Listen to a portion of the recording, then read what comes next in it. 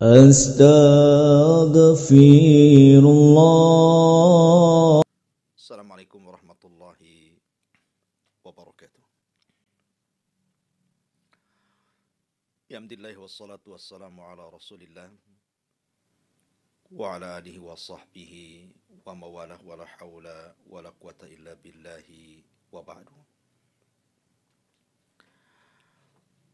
Alhamdulillah, segala puja dan puji hanya milik Allah Subhanahu wa taala. Salawat dan salam kita haturkan kepada Nabi besar Muhammad sallallahu alaihi wasallam. Allahumma salli ala Muhammad wa ala alihi wa sahbihi wa man sara ala nahjihi ila yaumiddin. Para pemirsa Kiswah TV dan juga Humairah Channel di manapun Anda berada di seluruh dunia,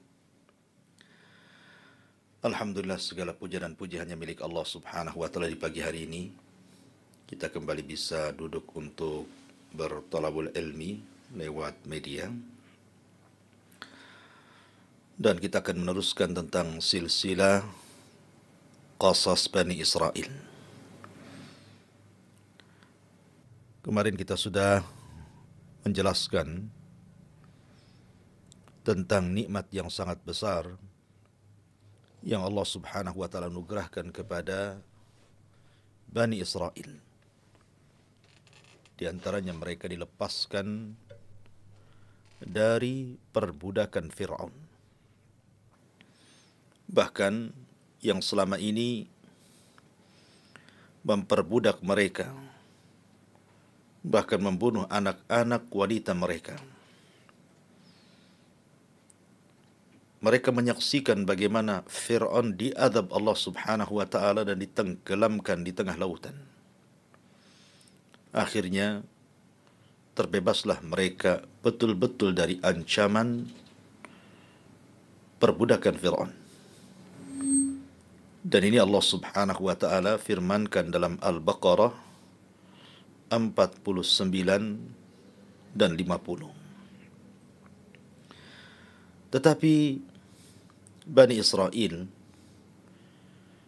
adalah umat percontohan dalam hal penentangan terhadap nabinya. Contoh yang sangat buruk, dan itu diikuti orang-orang Yahudi sampai hari ini.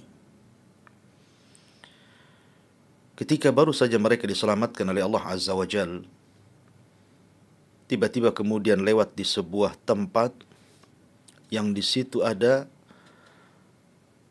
orang-orang yang sedang menyembah berhala berupa patung sapi. Tiba-tiba mereka mengatakan, ij'al lana ilahan kama lahum alihah. Ya Musa, jadikan untuk kami sesembahan seperti mereka. Maka Musa alaihi salatu wassalam murka dan marah dan mengatakan, innakum qaumun tajhalun. Kalian kaum yang jahil. Sudah diberikan hidayah, mau sesat pula. Maka berikutnya di antara nikmat Allah Subhanahu wa taala, Allah Subhanahu wa taala firmankan dalam Al-Baqarah 51 dan seterusnya. Wa id wa'adna Musa 40 lailatan thumma attakhadtumul ijla min ba'dihi wa antum zalimun thumma afawna ankum min ba'di dzalika la'allakum tashkurun. وَإِذْ آتَيْنَا مُوسَى الْكِتَابَ وَالْفُرْقَانَ لَعَلَّكُمْ تَهْتَدُونَ وَإِذْ قَالَ مُوسَى لِقَوْمِهِ يَا قَوْمِ إِنَّكُمْ ظَلَمْتُمْ أَنفُسَكُمْ بِاتِّخَاذِكُمُ الْعِجْلَ فَتُوبُوا إِلَى بَارِئِكُمْ فَاقْتُلُوا أَنفُسَكُمْ ذَلِكُمْ خَيْرٌ لَكُمْ عِنْدَ بَارِئِكُمْ فَتَابَ عَلَيْكُمْ إِنَّهُ هُوَ التَّوَّابُ الرَّحِيمُ. Dan ingatlah ketika kami janjikan kepada Musa selama 40 malam. Kemudian kalian mengambil patung anak sapi setelah kepergian Musa. Dan kalian termasuk orang zalim. Kemudian kami maafkan kalian setelah itu, agar kalian bersyukur. Dan ingatlah ketika kami berikan kepada Musa Alkitab Taurat dan juga Al-Furqan, Al-Quran, la'allakum tahtadun, agar kalian diberikan petunjuk oleh Allah Subhanahu wa taala. Dan ingatlah ketika Musa berkata kepada kaumnya, wahai kaumku, sungguh kalian telah mendolimi diri-diri kalian dengan mengambil patung anak sapi dan dijadikan sembahan kalian. Maka bertobatlah kepada Rabb kalian, bunuhlah diri-diri kalian. Itu lebih baik bagi kalian di sisi Rabb kalian. Maka Allah pun akan mengampuni kalian, karena Dia adalah Rabb yang maha penerima taubat dan maha belas kasihan. Ma'asyiral muslimin yang dimuliakan Allah Subhanahu wa taala. Dalam surah Al-Baqarah ayat 51 sampai 53 kita beri judul Al-Qatil wal Maqtulu fil Jannah. Yang membunuh dan yang dibunuh masuk surga. Bagaimana kisahnya? Ma'asyiral muslimin yang dimuliakan Allah Subhanahu wa taala. Ketika Nabi Musa alaihi salatu wassalam meminta kepada Allah Subhanahu wa taala untuk dibuatkan undang-undang bagi kehidupan Bani Israel, karena umat tanpa undang-undang maka mereka akan kacau. Maka Musa meminta kepada Allah Azza wa Jalla akan diturunkan undang-undang untuk mengatur Bani Israel. Maka Allah Subhanahu wa taala ijabah permintaan Musa dan membuat temu janji selama 40 malam. Wa idh wa'adna Musa arba'ina lailatan. Dan ingatlah ketika kami wa'adna, menjanjikan kepada Musa arba'ina lailatan, selama 40 malam. Kenapa bahasanya 40 malam? Karena di zaman itu belum ada penanggalan, sehingga hanya malamlah yang bisa menentukan dan mengetahui tanggal-tanggal dengan cara melihat bulan. Orang dulu cukup melihat bulan saja tahu ini tanggal berapa, ini awal bulankah, ini tengah bulankah, ini akhir bulankah. Orang dulu tahu, walaupun belum ada almanak atau penanggalan. Sehingga tahu bahwa Nabi Musa alaihi salatu wassalam berada di miqat Rabbnya selama 40 hari. Makanya Allah bahasakan lailatan, arba'ina lailatan. Berangkatlah Musa alaihi salatu wassalam. Kemudian Nabi Musa alaihi salatu wassalam pun menghadap Allah Subhanahu wa ta'ala. Kemudian Nabi Musa alaihi salatu wassalam selama 40 hari itu berpuasa. Di hari ke-30, ada yang mengatakan di bulan Dzulqa'dah, 30 hari selama bulan Dzulqa'dah, Musa pun berpuasa. Tetapi di hari ke-30 Musa merasa tidak enak hati karena akan berjumpa dengan Rabbnya, dan dia takut mulutnya bau karena puasa. Hampir-hampir Musa membatalkan puasanya. Tapi Allah Subhanahu wa taala beritahu bahwa luhufu fammi shaim atyab indallah min rihil misk. Bahwa mulutnya orang yang berpuasa itu jauh lebih harum dibandingkan minyak kasturi di hadapan Allah Subhanahu wa taala. Maka Allah perintahkan untuk menyempurnakan 10 hari lagi. Wa atmamnaha bi ashrin wa tamma miqatu rabbih arba'ina lailatan. Maka Allah memerintahkan agar Nabi Musa alaihi salatu wasallam menyempurnakan 10 hari lagi setelah di hari ke-30 agar dipaskan 40 malam. Maka Musa pun kemudian berpuasa melanjutkan dengan menambah 10 hari di permulaan bulan Dzulhijjah. Makanya kenapa 10 hari itu sangat istimewa. Sampai Allah Subhanahu wa taala bersumpah wal fajri wa layalin ashri. Demi waktu fajar dan demi malam yang 10.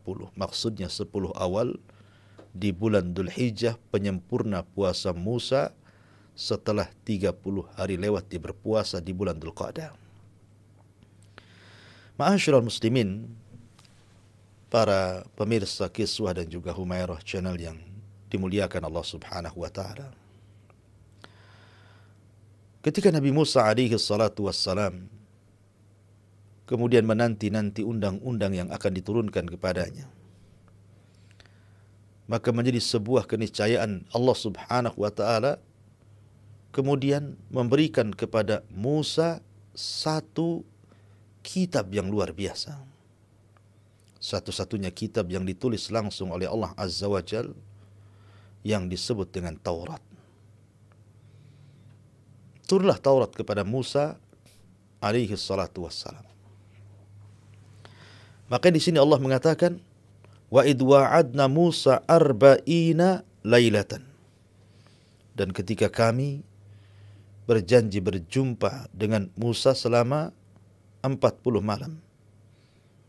Dan di ayat ke-53 Allah katakan, wa id ataina Musal kitab. Dan ketika kami berikan kepada Musa al-kitab Taurat. Karena Taurat bagian daripada kitab-kitab langit setelah Suhuf, Taurat, Zabur, Injil, kemudian Al-Quranul Karim. Ma'asyiral muslimin yang dimuliakan Allah Azza wa Jalla. Kemudian di tempat lain Allah katakan, "Tsumma takhadtumul ijla min ba'dihi wa antum zalimun." Di tempat lain maksudnya di tempat perkumpulan Bani Israel yang ditinggalkan Musa alaihi salatu wassalam, yang kemudian Nabi Musa mewakilkan kepemimpinannya kepada saudaranya Harun. Tiba-tiba kemudian umat Bani Israel yang ditinggalkan Nabi Musa itu mereka murtad. Karena ada seorang munafik di tubuh Bani Israel yang kisahnya disebutkan dalam surah Thaha, yang disebut dengan Samiri. Ma'asyiral muslimin yang dimuliakan Allah Subhanahu wa taala. Allah Subhanahu wa taala berfirman dalam surah Thaha, qala fa inna qad fattanna qaumaka min ba'dika wa adhallahumus Samiri. Dia pun, maksudnya Allah berfirman, sungguh kami telah menguji kaummu wahai Musa setelah engkau tinggalkan kaummu, dan mereka telah disesatkan oleh Samiri. Siapa Samiri ini?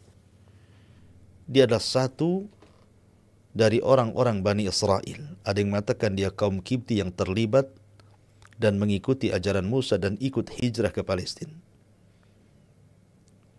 Tapi juga ada yang mengatakan dia bukan kaum Kipti, kaumnya Fir'aun, tetapi dia kaum Bani Israel, bagian daripada kaum Musa alaihi salatu wassalam. Ketika Allah Subhanahu wa taala memberitahu kondisi Bani Israel setelah ditinggalkan Nabi Musa selama 40 malam, subhanallah, hati seseorang itu di tangan Allah Subhanahu wa taala. Allah bisa saja menyesatkan manusia sesaat dan bisa juga memberikan hidayah sesaat. Hanya ditinggalkan 40 malam, 70.000 kata Ibnu Katsir murtad ikut ajaran Samiri. Padahal di tengah-tengah mereka ada Nabi. Sekalipun Nabi Musa pergi selama 40 malam, di sana ada Harun, Nabi juga.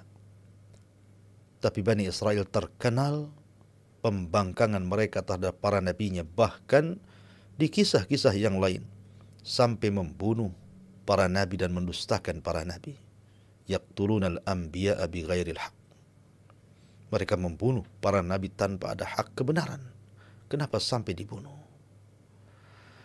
Maka Allah Subhanahu wa taala jelaskan, faraja'a Musa ila qaumihi ghadbanan asifa. Kemudian Musa pun kembali kepada kaumnya dengan marah dan sangat bersedih. Kenapa bisa 40 hari murtad? Padahal mereka sudah lama bersama Musa sejak di Mesir. Kemudian diseberangkan ke lautan. Kemudian diperlihatkan bagaimana Fir'aun ditenggelamkan. Kemudian Musa terus menggembleng Bani Israel. Tapi ujian Nabi Musa berat terhadap Bani Israel, sehingga Nabi SAW memuji kesabaran Musa dan mengatakan, laqad udhiya Musa katsira fasabar. Sungguh Musa banyak kali ujiannya, tapi dia Nabi yang sabar, mengobati Bani Israel dan mengarahkan Bani Israel. Kemudian Musa alaihi salatu wassalam mengatakan, qala ya qaumi, alam ya'idkum rabbukum wa'dan hasana, afatala alaikumul ahdu, am aradtum an yahilla alaikum ghadabun min rabbikum, fa akhlaftum maw'idi. Wahai kaumku, bukankah Tuhanmu telah menjanjikan kepadamu sesuatu janji yang baik dengan diturunkannya Taurat kepada kalian? Apakah terlalu lama masa perjanjian itu bagimu? Apakah terlalu lama 40 malam itu? Atau kamu memang hendak agar kemurkaan Allah menimpa kalian? Mengapa kamu melanggar perjanjian kalian dengan diriku? Ini bahasa kemarahan Nabi Musa kepada kaumnya. Tapi lihat alasan kaumnya. Qalu ma akhlafna maw'idaka bimalkina walakinna hummilna awzaran min zinatil qaumi faqadafnaha fakadzalika alqas Samiri. Mereka berkata, kami tidak melanggar perjanjian wahai Musa. Dengan kemauan kami sendiri tidak. Tetapi kami harus membawa beban berat dari perhiasan-perhiasan kaum Fir'aun. Kemudian kami melemparkannya ke dalam api dan demikian pula Samiri melemparkannya. Disinilah kisah Samiri dimulai. Jadi ketika Nabi Musa alaihi salatu wassalam membawa Bani Israel, dan Bani Israel sebelum pergi mereka membawa perhiasan-perhiasan emas kaum Kipti. Mungkin emas itu berupa upah kerja mereka. Mungkin kerja mereka belum selesai tapi upah sudah diberikan. Atau sebagian mereka mungkin mengambil emas-emas itu dari kaum Kipti sebelum hijrah bersama Nabi Musa alaihi salatu wassalam. Itu jadi beban mereka. Karena setelah ditanyakan hukumnya kepada para nabi di situ, tidak boleh, harus dibuang. Karena itu harta haram. Itu hak orang lain. Makanya mereka pun kemudian menjatuh-jatuhkan, membuang, yang kemudian emas-emas itu dikutip oleh Samiri, kemudian dibakar, dicetak menjadi sebuah patung yang dikenal dengan ijlun, patung anak sapi. Ma'asyiral muslimin yang dimuliakan Allah Subhanahu wa taala. Makanya Allah Subhanahu wa taala firmankan, fa akhraja lahum ijlan jasadan lahu khuwar. Kemudian dari lubang api itu dia Samiri mengeluarkan patung anak sapi yang bertubuh lagi bersuara. Hidup patung anak sapi ini. Kenapa anak sapi ini bisa bersuara? Ada yang mengatakan bahwa sebenarnya anak sapi itu bersuara karena tertiup angin namanya. Sebuah benda apabila berongga, berlubang satu dengan yang lainnya, kemudian ada angin yang bertiup sehingga mengeluarkan suara. Tapi ada juga yang mengatakan bahwa Samiri melemparkan patung anak sapi yang sudah dicetaknya dengan tanah bekas pijakan kaki kuda Jibril. Jadi ketika Nabi Musa diseberangkan dari lautan, Samiri ada di belakangnya. Tiba-tiba Samiri melihat yang tidak dilihat manusia. Ada orang berpenampilan rapih putih dengan kuda yang putih berada di samping Musa dan memerintahkan. Harusnya Musa memerintahkan. Orang ini pula memerintahkan sebelum Musa memukulkan tongkatnya ke air lautan agar lautan itu menenggelamkan Fir'aun. Maka Samiri menduga bahwa itu adalah malaikat. Maka dia perhatikan pijakan langkah kuda Jibril dan diambil tanahnya. Tanah itulah yang dilemparkan dan dimasukkan ke dalam tubuh anak patung yang dibentuk dari emas dan dicetak kemudian memiliki tubuh dan suara, kata Allah. Ma'asyiral muslimin yang dimuliakan Allah Azza wa Jalla. Ketika patung anak sapi itu sudah jadi, lihat bagaimana ajakan sesatnya Samiri kepada Bani Israel. Dia mengatakan bahwa hadza ilahukum wa ilahun Musa fanasi. Inilah Tuhanmu. Bahkan ini juga Tuhan Musa. Tapi Musa telah lupa jauh-jauh cari Tuhannya ke sana, padahal Tuhannya ada di sini. Karena Bani Israel sudah terlampau lama tinggal di Mesir. Dan orang-orang Mesir terbiasa dengan menyembah patung anak sapi. Jadi ketika dibuatkan patung anak sapi dari emas, teringat dengan sembahan mereka sewaktu mereka berada di Mesir. Maka kemudian murtadlah sebanyak 70.000 lebih, kurang lebih. Bani Israel mengikuti kehendaknya Samiri, munafik di zaman Nabi Musa alaihi salatu wassalam.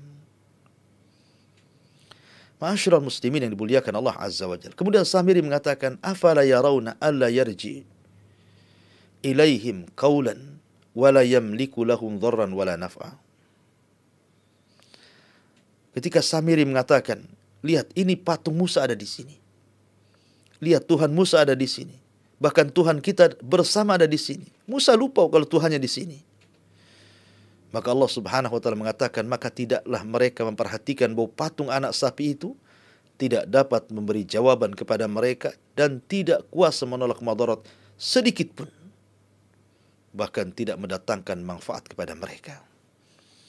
Karena memang patung. Apalah patung? Tidak membawa manfaat, tidak mencegah madarat. Patunglah patung, mendengar pun tidak, bicara pun tidak, apalagi memberikan manfaat. Ma'asyiral muslimin yang dimuliakan Allah Azza wa Jalla. Nabi Allah Harun bukan tidak berdakwah. Bukan tidak ada kekhawatiran. Nabi Harun itu sangat khawatir ketika ditinggal Nabi Musa. Dia berusaha menjaga akidah Bani Israel. Sehingga Nabi Harun berkata kepada mereka Bani Israel dan mengatakan, ya qaumi innama futintum bihi wa inna rabbakumur rahman fattabi'uni wa ati'u amri. Maka Harun mengatakan kepada Bani Israel, wahai kaumku Bani Israel, sesungguhnya kamu hanya sekedar diberi cobaan dengan anak patung itu. Patung anak sapi itu. Ini cobaan bagi kalian. Dan sungguh Tuhanmu bukan itu, tapi Allah. Tuhan kalian itu Allah. Allah Rabbukum wa Rabbu jami'in nas. Allah itu Tuhan kalian dan Tuhan semua manusia.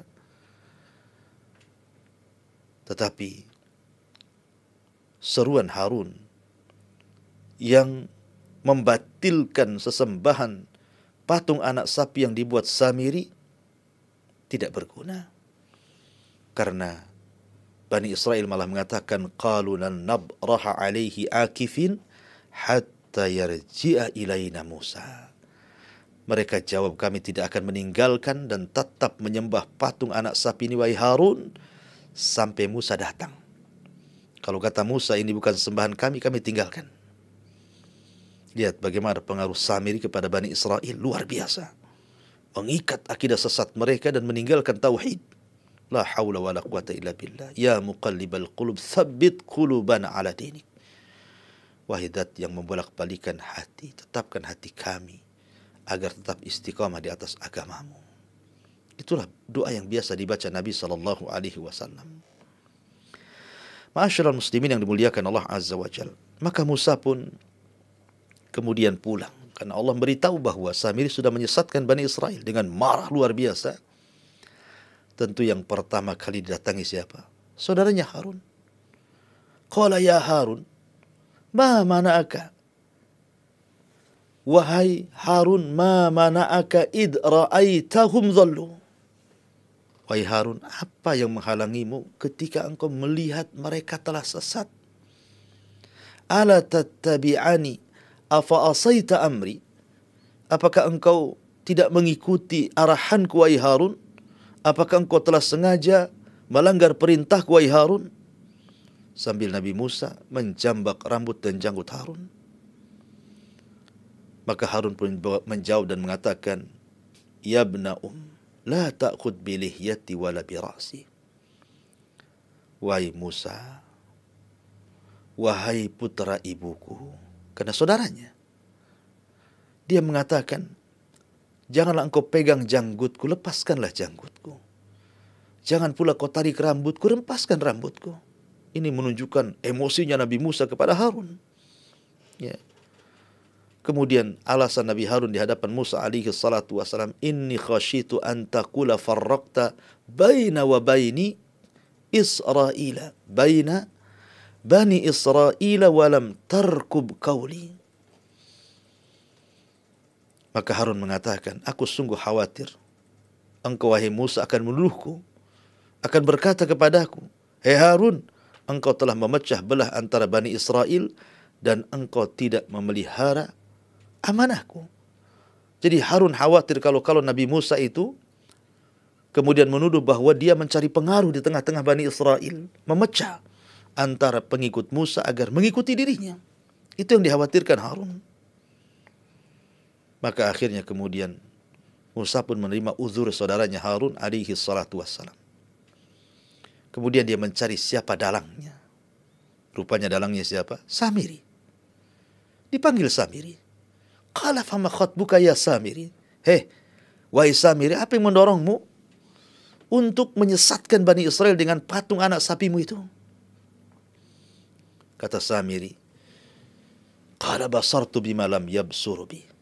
Faqabadtu qabdatan min atharir rasul fanabattuha wa kadzalika sawwalat li nafsi. Kata Samiri, aku mengetahui sesuatu yang tidak mereka ketahui. Artinya Samir diberikan kelebihan. Dia bisa melihat apa yang manusia tidak bisa lihat. Maksudnya melihat Jibril ketika menunggang kuda. Jadi aku mengambil segenggam tanah dari jejak Rasul, maksudnya jejak kakinya, kudanya Jibril alaihi salatu wassalam, dan aku menyimpannya. Kemudian setelah aku buat patung anak sapi, maka aku pun melemparkan ke dalam api tersebut. Demikianlah nafsuku membujukku untuk menyesatkan seperti itu. Maka Musa alaihi salatu wassalam murka dan mengatakan, fadhhab fa innalaka fil hayati an taqula la misas wa innalaka maw'idan lan tukhlafah wangdur ila ilahika alladhi dhalta alaihi akifa la nuharriqannahu thumma lanansifannahu fil yammi nasfa. Maka Musa alaihi salatu wassalam mengusir Samiri dan mengatakan, pergilah engkau wahai Samiri. Maka sesungguhnya dalam kehidupan dunia ini engkau hanya dapat mengatakan, janganlah menyentuh diriku, dan engkau pasti mendapatkan hukuman yang telah dijanjikan di akhirat, yang tidak akan dapat engkau hindari. Dan lihatlah, Tuhanmu itu yang engkau tetap menyembahnya, maksudnya patung anak sapi, kami pasti akan membakarnya. Kemudian sungguh kami akan menghamburkan abunya ke dalam lautan, sehingga berserakan di mana-mana. Akhirnya Samiri pun pergi karena diusir Musa, tapi dia dikutuk di mana dia tidak bisa mendekati manusia dan manusia tidak bisa mendekat dirinya.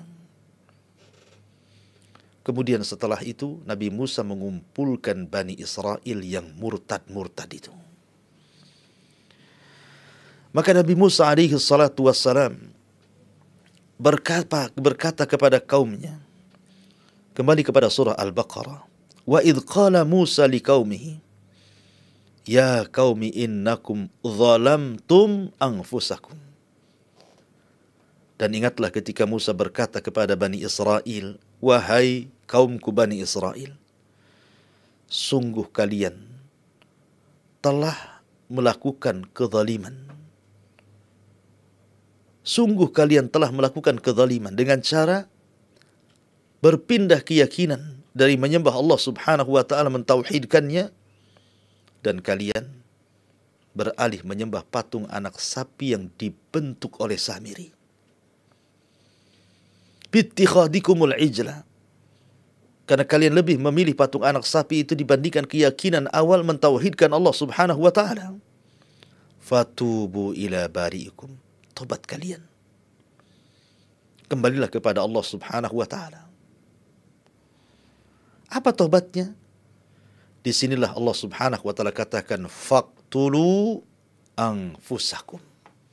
Tobat kalian, kalian harus saling membunuh di antara kalian. Begitu tobatnya. Karena Nabi Musa alaihi salatu wasallam sudah pulang membawa undang-undang dan memaksa agar Bani Israel mengikuti undang-undangnya. Bahkan dijelaskan bahwa ketika Bani Israel diperintahkan oleh Musa alaihi salatu wasallam untuk membunuh diri mereka, mereka tidak terima. Dan mereka mengatakan sami'na wa asaina. Kami dengar wahai Musa ucapanmu, tapi kami tidak mungkin melaksanakannya. Maka apa yang terjadi? Maka azab Allah subhanahu wa ta'ala siap menimpa mereka. Musa pun meminta agar bukit Tur diangkat dan berada di atas kepala mereka. Wa rafa'na fawqakumut tur khudhu ma atainakum biquwwah. Di atas kepala kalian ada bukit Tur, siap menimpa kalian dan membinasakan kalian. Mau ambil dengan kuat Taurat, ajaran Taurat ini, ataukah mau ditimpakan bukit Tur kepada kalian? Tentu menjalankan Taurat dengan cara bertaubat saling membunuh jauh lebih baik dibandingkan mereka ditimpa azab di atas kesyirikan. Akhirnya apa yang terjadi? Kemudian mereka pun mengatakan sami'na wa ata'na. Kalau begitu wahai Musa, kami dengar dan kami taat.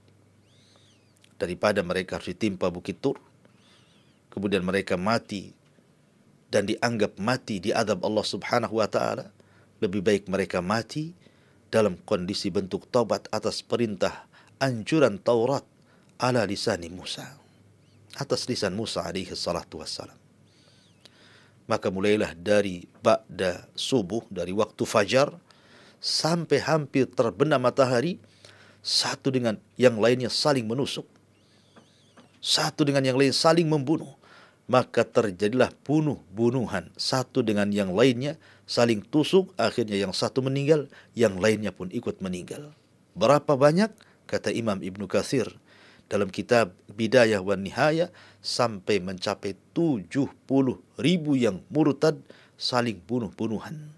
Lihat jasad di mana-mana. Dari sinilah ada hukum tentang orang yang membunuh dan yang dibunuh ini bagaimana statusnya. Karena dalam hal bunuh-membunuh ini ada 4 hukum. Yang pertama, orang yang membunuh dan yang dibunuh di sorga.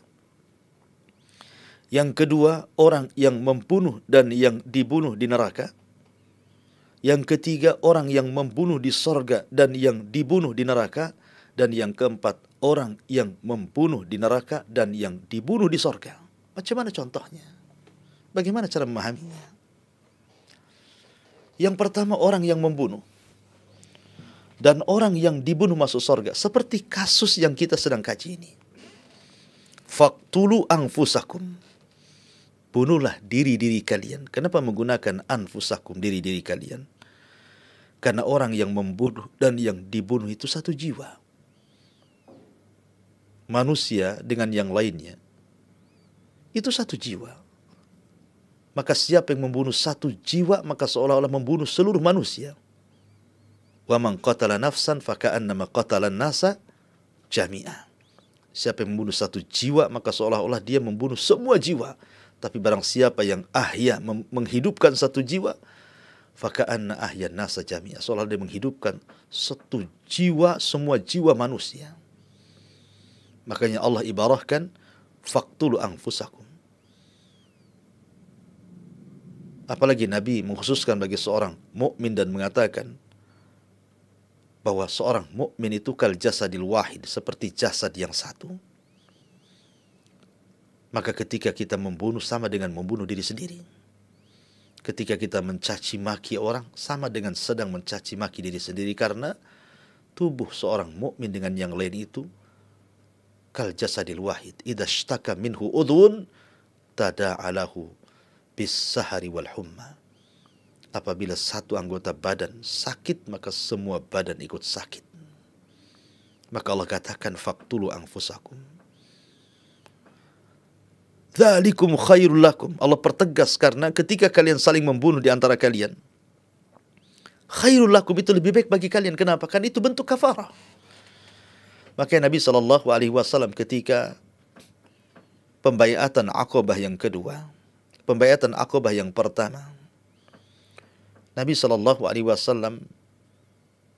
membaiat para Nuqaba'ul Ansar yang ketika itu jumlah mereka 12 orang. Di antara salah satu petikan baiat itu, Nabi SAW mengatakan, "Fa'in ghasyitum," kalau kalian menipu, tidak melaksanakan perjanjian yang sudah ingkrah ini, kemudian kalian pun mendapatkan hukuman di dunia berupa had, fahuwa kafaratul lakum, maka itu bentuk kafarah. Karena ketika orang sudah mendapatkan kafarah di dunia, maka tidak mungkin dia diazab lagi di akhirat. Lihat bagaimana kisah Ghamidiyah, wanita Ghamidiyah dan seorang laki-laki dari Ma'iz, yang dua-duanya berzina kemudian datang kepada Rasul minta dirajam. Ketika para sahabat melihat mereka dirajam, maka sahabat sebagiannya mencela dan Nabi marah dan mengatakan, laqad tabat taubatan, sungguh dia telah tobat wanita Ghamidiyah ini dengan tobat yang kalau dibagi-bagikan kepada 70 warga Madinah itu mencukupi tobatnya. Ya, karena had di dunia itu kafar di akhirat. Makanya Allah mengatakan, dzalikum khairul lakum inda bari'ikum, maka itu lebih baik bagi kalian di sisi Rabb kalian, fataba alaikum, maka Allah akan mengampuni dosa kalian. Karena mereka serba salah. Sekarang di kepala mereka ada bukit Tur yang siap menimpa berbentuk azab Allah. Artinya walaupun mereka tidak saling membunuh dalam bentuk tobat, mereka pun akan mati dengan azab Allah. Tentu saling membunuh karena tobat jauh lebih baik dibandingkan mereka mati ditimpa bukit Tur karena sebuah azab. Azab akan kesyirikan mereka kepada Allah Azza wa Jalla dengan menyembah patung anak sapi Samiri. Maka ini hukum yang pertama, al-qatil wal maqtulu fil jannah. Jadi orang yang saling membunuh di antara Bani Israel yang sedang melaksanakan tobat karena kemurtatan mereka, kemudian mereka bertobat kepada Allah Azza wa Jalla, Allah terima tobatnya, tapi syaratnya mereka harus saling membunuh. Ketika satu membunuh yang lainnya, maka al-qatil wal maqtulu fil jannah, kan itu bentuk kafarah. Orang yang membunuh dan yang dibunuh masuk surga. Atau contoh yang lain seperti para sahabat Nabi SAW yang sudah dijanjikan surga. Ketika mereka berperang setelah terbunuhnya Utsman ibn Affan radhiyallahu an, terjadi perang Jamal, terjadi perang Siffin antar sahabat, sehingga banyak yang gugur, baik yang mendukung Ali radhiyallahu an atau yang mendukung kubu Muawiyah bin Abi Sufyan. Maka keduanya di atas ijtihad. Kedua pasukan ini di atas ijtihad, walaupun ijtihad Ali jauh lebih benar dibandingkan mereka, tapi mereka mati di atas ijtihad. Al-qatil wal maqtul fil jannah. Maka orang yang membunuh dan dibunuh tetap masuk surga. Kemudian hukum yang kedua, al-qatil wal maqtul fin nar. Orang yang membunuh dan yang dibunuh masuk neraka. Saya contohkan apabila dua orang muslim, dua-duanya niat untuk membunuh saudaranya, maka terjadi perkelahian, kemudian salah satunya menusuk yang lainnya. Maka Rasul ditanya, Rasul, kalau yang membunuh masuk neraka wajar, lah yang dibunuh kok masuk neraka, masuk neraka juga? Ya, karena harisan ala qatli sahibi. Karena dia sedang apa saja. Hakikatnya di hati dia juga dia ingin membunuh saudaranya, tetapi keburu dibunuh. Artinya dia punya niat membunuh. Al-qatil wal maqtulu finnar, kata Rasul. Orang yang membunuh dan orang yang dibunuh masuk neraka. Kemudian yang ketiga, orang yang membunuh masuk neraka dan orang yang dibunuh masuk surga, seperti kisah Qabil dan Habil.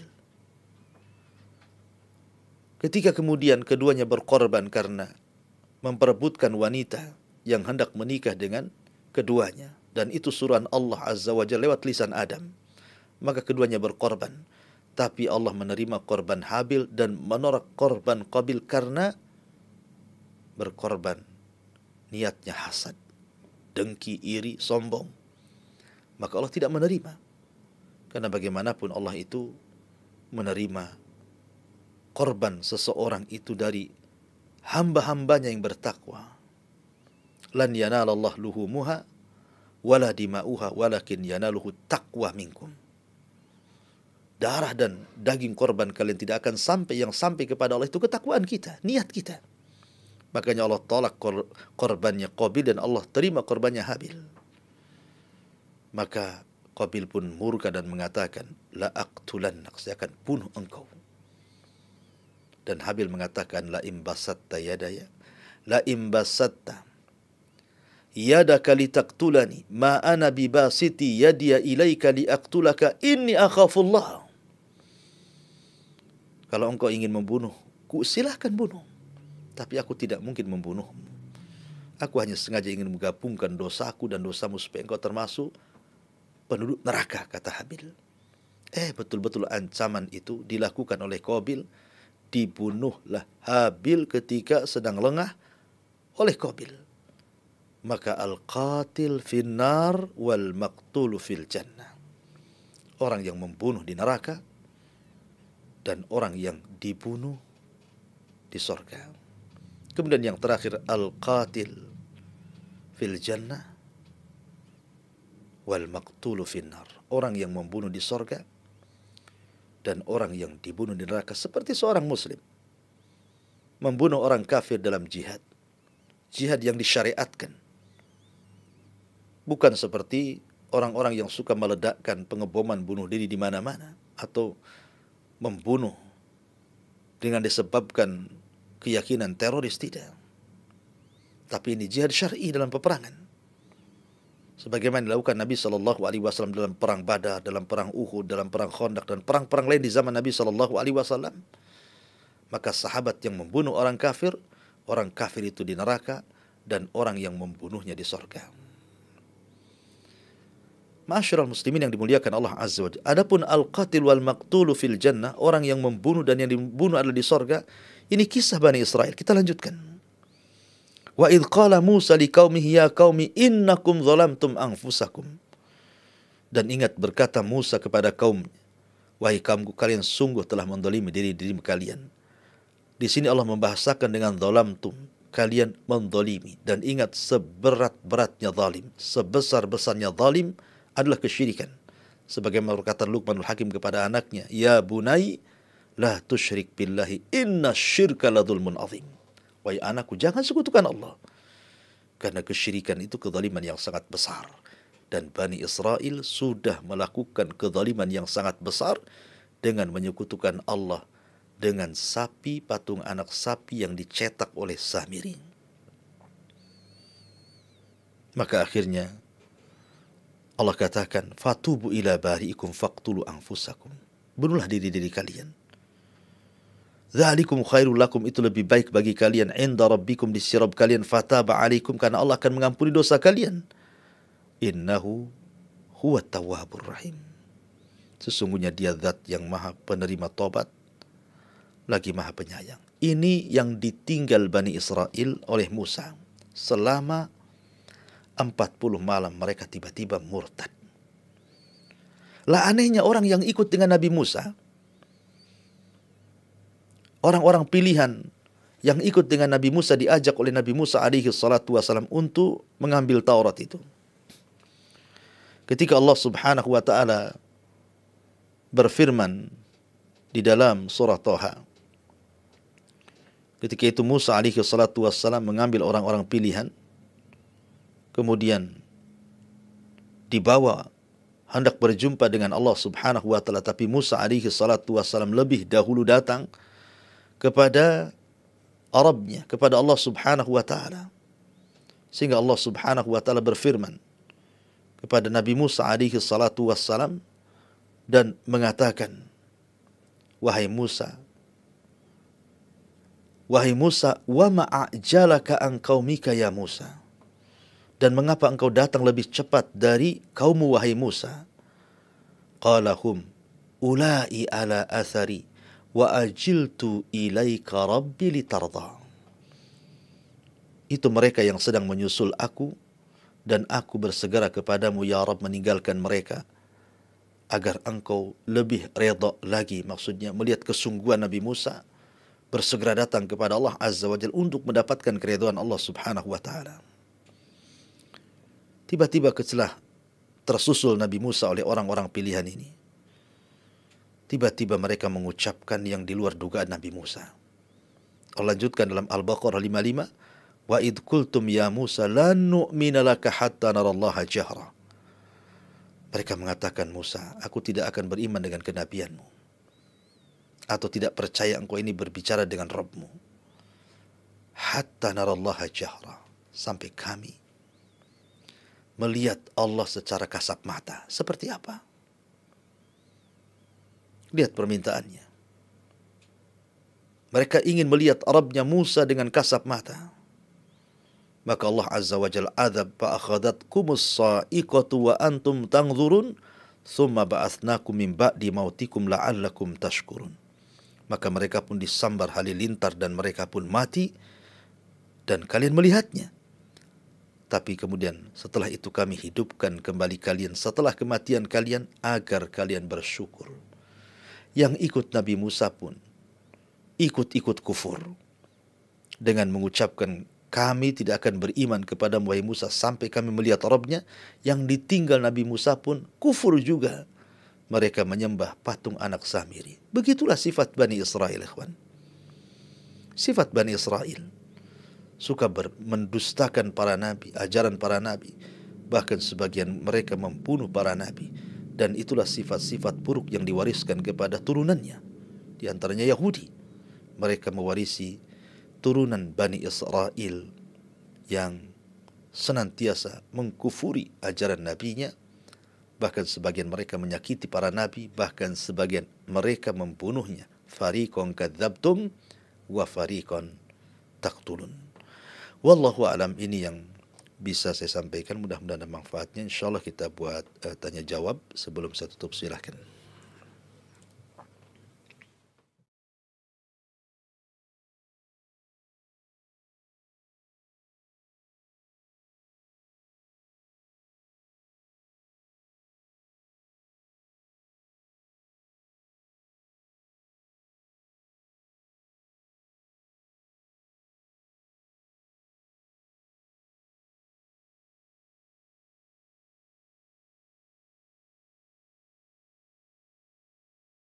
Oleh pemilik utang, apakah kewajiban utangnya menjadi hangus secara otomatis?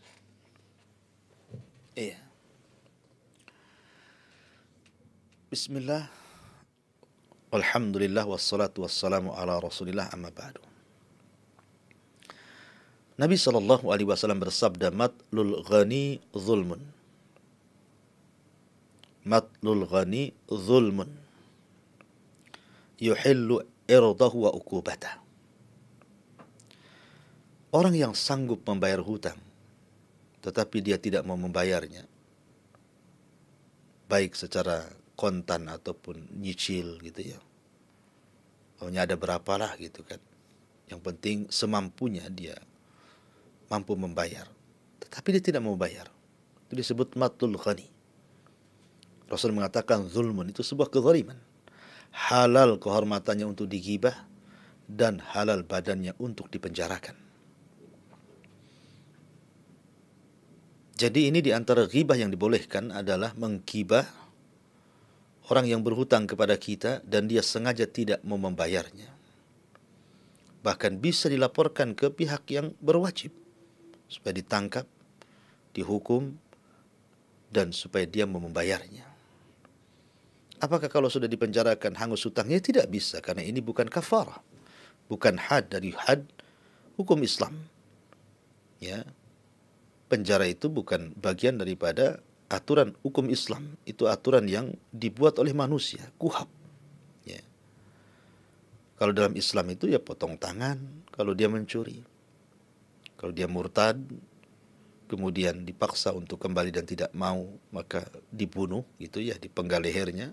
Man baddala dina faqtulu, siapa yang mengganti-ganti agamanya maka bunuhlah.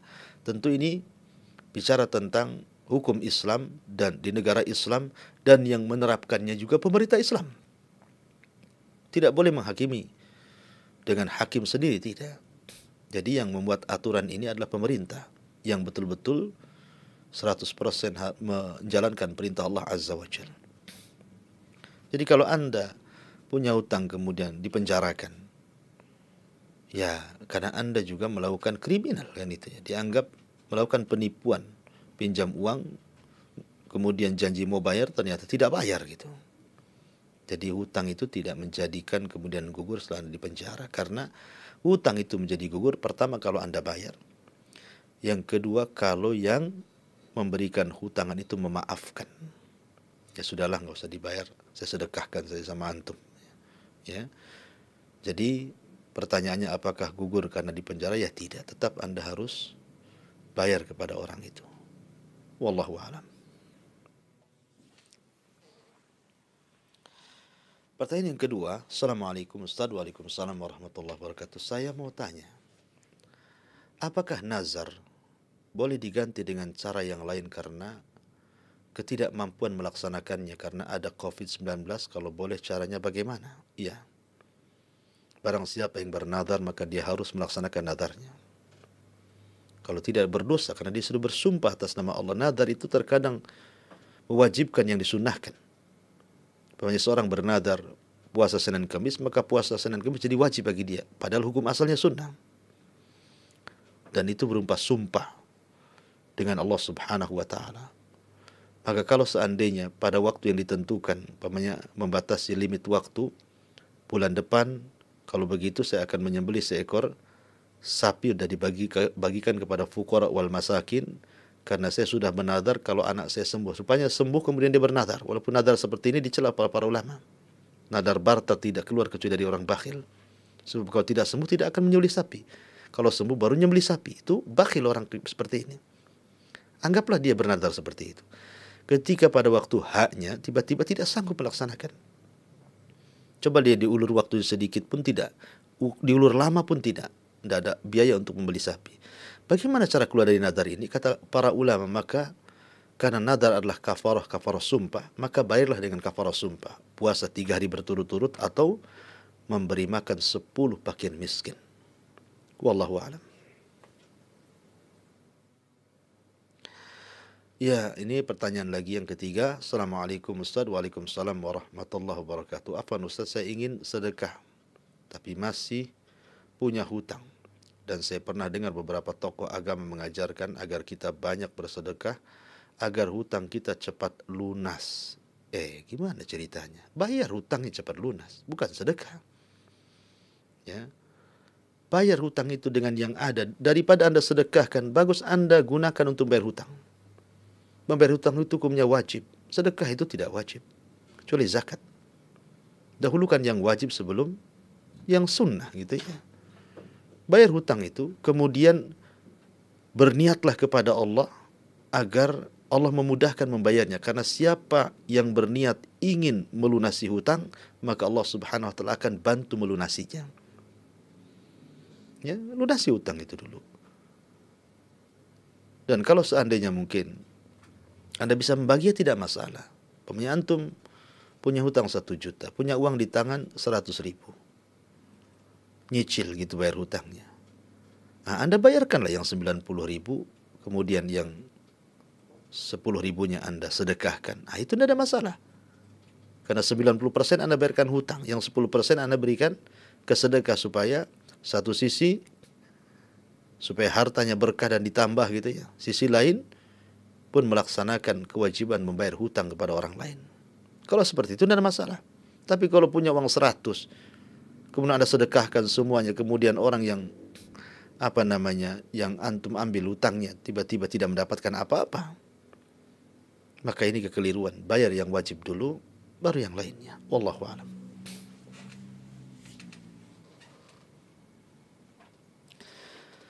Ya, wallahu a'lam.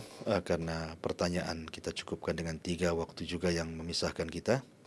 Mudah-mudahan manfaatnya bagi saya dan juga para pendengar atau para pemirsa dimanapun Anda berada di seluruh dunia. Mudah-mudahan kajian ini bermanfaat bagi kita semuanya. Kita tutup dengan kafaratul majlis. Subhanakallah bihamdika asyhadu an la ilaha illa anta astaghfiruka wa atubu ilaik.